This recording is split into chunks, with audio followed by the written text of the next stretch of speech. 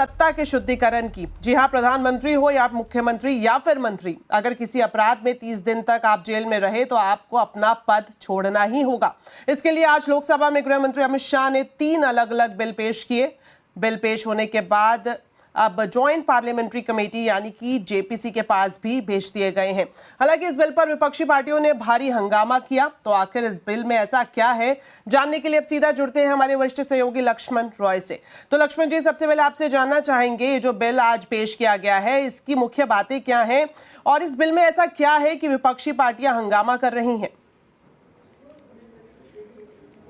देखिए, इन दोनों बातों को जानने से पहले आपको एक उदाहरण देना चाहूँगा। हाल के उदाहरण से समझिए, जब दिल्ली के मुख्यमंत्री अरविंद केजरीवाल थे, उन पर आरोप लगा, जेल गए, करीब 6 महीने तक जेल में रहे, लेकिन उन्होंने पद नहीं छोड़ा, जेल से ही सीएम की कुर्सी चलाई।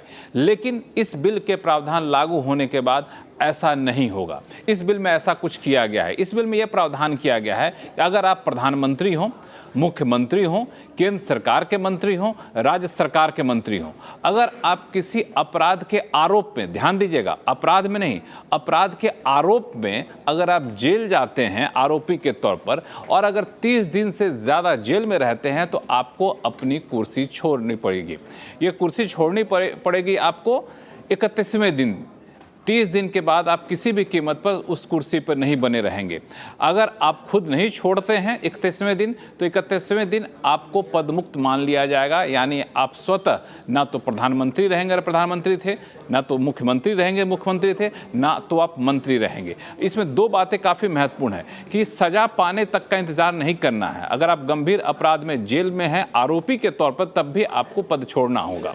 दूसरी महत्वपूर्ण बात, गंभीर अपराध की परिभाषा इस बिल में रखी गई है। वो ये कहा गया है कि ऐसे अपराध जिसमें 5 साल की जेल का प्रावधान हो या फिर 5 साल से ज़्यादा की जेल का प्रावधान हो, वैसे अपराध में ये बातें लागू होंगी। अब आप कहेंगे आरोपी हैं, बाहर निकल गए जेल से तो क्या होगा?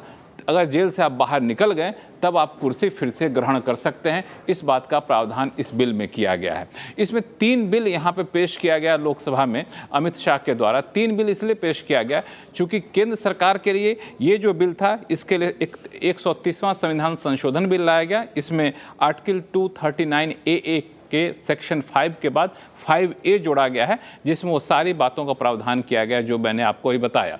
लेकिन कई सारे केंद्र शासित प्रदेश हैं, उनके लिए यहाँ पे एक अलग बिल लाया गया, जो केंद्र शासित प्रदेशों के लिए, जम्मू कश्मीर के लिए अलग बिल लाया गया, ताकि पूरे देश में इस बिल को लागू किया जाए। हालांकि इस बिल पर अभी हंगामा हुआ, चर्चा नहीं हो पाई है। इसे ज्वाइंट पार्लियामेंट्री कमेटी के पास यानी जेपीसी के पास भेज दिया गया है और जेपीसी की रिपोर्ट आने के बाद फिर इस बिल पर चर्चा होगी, इस बिल को पारित करने की कोशिश होगी। नहीं, कम से कम इस सत्र में यह बिल पारित नहीं होगा।